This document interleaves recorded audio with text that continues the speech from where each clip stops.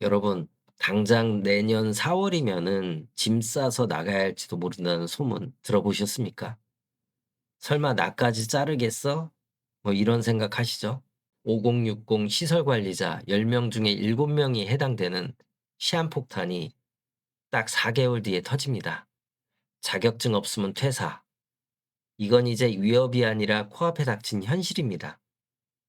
오늘 영상 끝까지 보시면 내년 4월 대규모 퇴출 위기에서 내 자리를 어떻게 지켜낼 수 있는지, 그리고 지금 정부와 협회에서 논의 중인 자격증 없이도 살아남을 수 있는 유일한 해결책이 무엇인지 확실하게 정리해 드리겠습니다. 먼저 현재 오피스텔과 아파트 사이에 벌어지는 불공평한 규제의 실태를 짚어보고, 국토부에서 검토 중인 경력 인정 및 승급제 도입 가능성을 아주 쉽게 풀어서 설명해 드릴게요. 자, 아제이슨과 함께 생존 전략 짜러 가보시죠.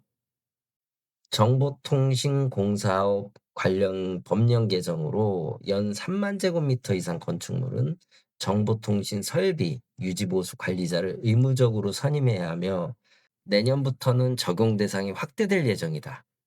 하지만 아파트와 오피스텔 모두 CCTV, 전자 출입 통제 시스템 등 동일한 정보통신 설비를 설치 운영하고 있음에도 현행 제도는 공동주택인 아파트는 제외하고 오피스텔에만 의무를 부과하고 있어 논란이 이어지고 있다.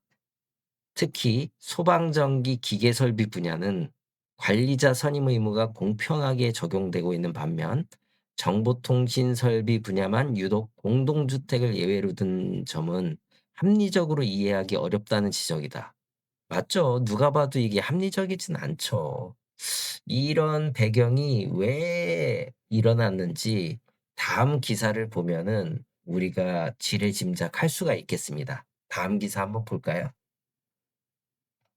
자, 한국 아파트 신문의 기사고요. 제목은 기계 설비 임시 유지 관리자 제도 종료 4개월 앞이고 현장은 혼란하다. 기사는 25년 12월 23일 날 기사입니다. 살펴볼까요? 내년 1월 초에 개정안 나온다는 전망, 공동주택 등의 기계설비 유지관리자 선임 의무를 완화하기 위해 마련된 임시유지관리자 제도가 내년 4월 17일 종료까지 넉 달도 남지 않은 상태에서 정부의 보완 방안이 나오지 않아서 현장이 불안해하고 있다. 아니, 보완 방안이 왜 나와야 되는지는 제가 이해는 못하겠어요. 자리가 적어서? 그렇게 계도 기간을 법 유예 기간을 많이 줬는데 안 됐다는 거는 필요가 없어서 안 했겠죠. 사람들이 급여를 1,000만 원씩 줘 봐요. 이거 난리 나죠. 아무튼 이거는 조금 합리적이지 않은 것 같아요. 아까 정보통신보다도. 어 다음 한번 볼까요? 국토교통부 상황을 잘 아는 업계 관계자는 내년 1월 초에 개정안이 나올 것으로 안다. 이 업계 관계자가 누구일 것 같아요? 주택관리사 협회 관계자겠죠. 그러니까 이 신문에 나왔겠죠. 그래서 아마도 지레짐작으로 주택관리사 협회에서는 개정안을 밀어붙이는 것으로 그렇게 판단을 하고 있습니다. 이렇게 자꾸 밀어붙여서 전기기사도 과정평가용의 테두리 안으로 밀어 넣어서 많은 배출을 하게 되면은 주택관리사는 누구 눈치 볼 필요가 없죠, 이제. 적어도 아파트에서는 최상위 자격이 되지 않겠습니까? 뭐 그걸 노리는 건지는 모르겠어요. 서울의 A관리소장은 현재 임시유지관리자가 업무 중인데 내년 4월 이후 어떻게 전환될지 말만 많을 뿐 정부의 안내가 없어 예산 편성, 인력 충원 계획도 세울 수 없다. 안내가 왜 없죠? 법으로 제정이 됐는데 이걸 또 안내를 다시 해야 되나요? 페널티 부분에 대한 안내가 없어서 그런 건지도 모르겠네요. 그러니까 전기 안전 관리자가 기계 설비 유지 관리자로 겸직을 하거나 소방 1급 자격자가 기계 설비 유지 관리자로 겸직을 하거나, 뭐 이런 거에 대한 혼선이 있으니까 뭐 그래서 그럴 수도 있겠네요. 경기 비서장은 임시 제도가 끝나면 유지관리자를 새로 뽑아야 할 텐데 제한된 관리비 안에서 사람을 구하기 쉽지 않을 것이라고 하소연했다. 뭐 맞죠. 저 관리비는 사실은 계속 줄여야 하는데 자격자가 오면은 뭐 선임 수당이라도 조금 줘야 되니까 부담은 될 겁니다, 적지 않게. 다음 볼까요? 기계설비법에 따라서 500 세대 이상이거나 300 세대 이상 중앙 집중 난방식 공동주택은 기계설비 관리자를 반드시 선임해야 한다. 미선임 시 최대 500만 원의 과태료가 부과될 수 있다. 정부는 제도 시행 초기 자격자 부족과 관리비 상승 문제 등 문제가 예상되자 기존 시설직 근로자에게 21년에서 26년 5년간 임시유지관리자 지위를 부여해서 업무를 이어나갈 수 있게 했다. 이렇게 계도 기간은 충분하게 줬다라고 정부에서는 주장을 하네요. 이런 상황에서 임시 제도가 종료되면 지금까지 업무를 맡아온 상당수 시설 직원이 유지관리 업무를 수행할 수 없다. 뭐 당연한 거죠. 법으로 정해져 있는데 어떻게 업무를 할 수 있겠습니까? 임시유지관리자에 대한 현장의 의존도는 30%가 넘는다. 대한기계설비건설협회에 따르면 18일 기준 기계설비유지관리자 등록 인원은 88,401명으로 이 가운데 임시유지관리자는 29,016명, 32.8%로 가장 큰 비중을 차지한다. 올해 6월 기준으로 임시유지관리자의 약 70%가 5, 60대로 집계돼서 제도 종료 시에 고령 인력이 대거 일터를 떠날 수도 있다는 우려가 나온다. 정부가 제도 개정 방향조차 내놓지 않자 확인되지 않은 정보가 커뮤니티를 중심으로 확산하고 있다.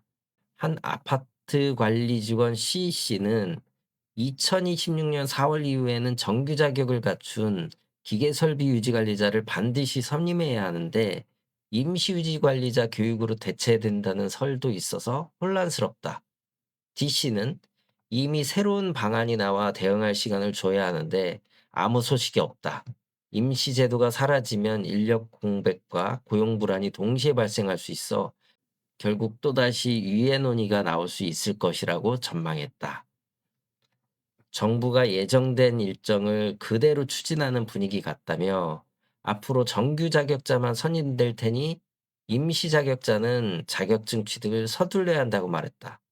뭐 이게 맞지 않겠어요. 정부가 그렇게 5년 유예를 줬는데 지금 상황이 안 되겠다 하니까 또 개정하고 또 개정하고 그러면은 신뢰성이 바닥으로 떨어지지 않을까 저는 그렇게 생각됩니다. 공신력을 가져야 할 정부가 왔다 갔다 휘둘리면 곤란하죠. 서울 F소장은 법령대로 준비하면 된다고 하지만 현장은 예산도 부족하고 사람도 없다고 토로했다. 맞죠. 예산 부족하고 사람 없을 겁니다. 충북의 한 아파트 지시설 대리는 임시유지관리자 업무가 바빠서 자격증 취등을 미뤘는데 실기까지 포함하면 1년 이상 걸리니 이제는 시간상 불가능해졌다. 몇 년 준비하셨는지 모르겠네요. 아무튼 시간이 불가능하다. 네, 그럴 수 있습니다. 내년 4월 이전 취득은 안 되니 정부 발표만 기다리고 있다고 말했다. H 소장은 애당초 정부가 공동주택의 특수한 상황을 충분히 검토하지 않은 채 세대수를 기준으로 일괄 선임을 강제한 게 잘못이라고 꼬집었다. 이거는 공동주택만 얘기할 게 아니고 오히려 오피스텔이 더 특수한 상황이거든요. 세대 수가 작은데도 불구하고 이렇게 법정 인력이 많다 보면은 오피스텔 관리비는 장난이 아니게 될 겁니다. 그렇게 보면은 사실은 아파트보다 오피스텔이 더 문제 아닐까 저는 그렇게 생각되는데 아무튼 뒤에 더 보시죠. 임시관리자 교육 후 승급 전망도 있다는 얘긴데요. 한 업계 관계자는 임시유지관리자가 업무를 이어갈 수 있는 방향으로 국토부에서 제도 개선을 준비 중인 것으로 알고 있다. 그렇지 않다면 임시 자격자들이 일자리를 잃게 되고 현장 운영과 고용시장 전반에 부담이 커질 수 있다는 점을 국토부도 인지하고 있을 것이다. 이거는 좀 그렇습니다. 임시유지관리자를 교육 후에 승급을 해 준다. 음 차라리 과정평가형을 긴급하게 설치해서 3 개월짜리 과정을 설치하시죠. 그게 오히려 낫지. 이게 맞는지는 모르겠습니다. 그리고 산업기사 인원이 얼마나 될지 모르겠는데 '초급 자격을 주게 되면 어떨까?' 그런 생각도 해 봅니다. 늦어도 내년 초에는 개정안이 나올 것이라고 내다봤다. 본부는 담당 부서인 국토부 건설산업과와 연락을 여러 차례 시도했으나 불발됐다. 대한주택관리사협회는 2026년 주요 사업 중 하나로 국토부와의 지속적인 논의를 통해서 기계설비법 제도 개선을 추진하겠다고 밝혔다. 그렇네요. 제도 개선 추진 주체는 주택관리사협회가 맞습니다. 경력 가점과 교육 강화를 통해 기존 설비직 근로자 고용을 유지하고 미자격 근로자에게는 재교육과 승급제를 통해서 중급 등급까지 경력을 인정할 필요가 있다고 설명했다. 선임 기준도 단순 세대 수가 아니라 기계 설비 보유 현황, 관리 난이도, 비용 부담, 지역별 구인난, 자격 취득 요소 시간 등을 종합적으로 고려하는 방향으로 개선되어야 한다. 뭐 다른 거는 이해는 가는데 지역별 구인난, 소요 기간 뭐 좀 이해 안 가는 부분도 있고. 이렇게 할 거면은 전기 기사도 경력자한테 교육을 통해서 고용을 유지하고 승급제를 통해서 등급을 인정할 필요도 있지 않을까요? 참 답답한 현실입니다. 현장의 비명과 제도의 취지 사이에서 고민하던 저 아제이스는 오늘 문득 이런 제안을 해 보고 싶습니다. 첫 번째, 형평성의 불균형을 해소해야 합니다. 아파트 역시 정보통신 설비 관련법을 동일하게 적용해야 합니다. 거주 형태에 따라 누구는 의무를 지고 누구는 피하는 식의 차별은 법적 신뢰를 오히려 무너뜨립니다. 동일한 설비라면 동일한 기준을 적용하는 것이 정말 공정의 시작입니다. 두 번째, 오히려 이 계획된 제도 종류를 통해서 양질의 일자리를 창출해야 합니다. 임시제도를 예정대로 종료하되 이를 통해서 전문 자격을 갖춘 인력들이 이 기회를 통해서 합당한 대우를 받으면서 현장에 진입할 수 있는 그야말로 선순환 구조를 만들어야 합니다. 그래야 우리 시설 관리자의 위상도 전문성도 함께 올라갈 수 있는 것입니다. 세 번째, 경력을 실력으로 인정하는 공정한 평가 시스템, 물론 필요합니다.